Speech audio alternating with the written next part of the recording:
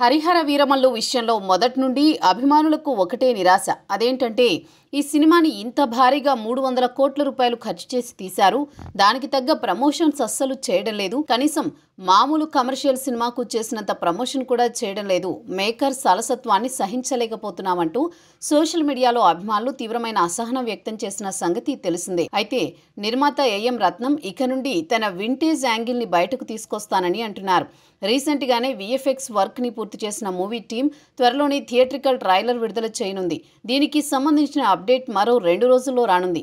ఇది కాసేపు పక్కన పెడితే మేకింగ్ వీడియో గురించి ఓ వార్త సోషల్ మీడియాని ఓ రేంజ్ లో ఊపేస్తోంది. మేకింగ్ వీడియో అంటే సినిమాకైనా 4 నిమిషాలు ఉంటుంది, లేకపోతే 7 నిమిషాలు. కానీ హరిహర వీరమల్లు చిత్రానికి ఏకంగా 30 నిమిషాల మేకింగ్ వీడియోని విడుదల చేయడానికి సిద్ధంగా ఉన్నారట మేకర్స్.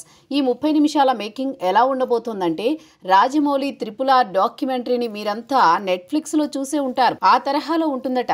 ఈ సినిమాకి పనిచేసిన ప్రతి ఒక్కరూ తమ అనుభూతులను పంచుకోవడమే కాకుండా కొన్ని ఎక్స్క్లూజివ్ షార్ట్స్ ని కూడా పొందుపరుస్తారట.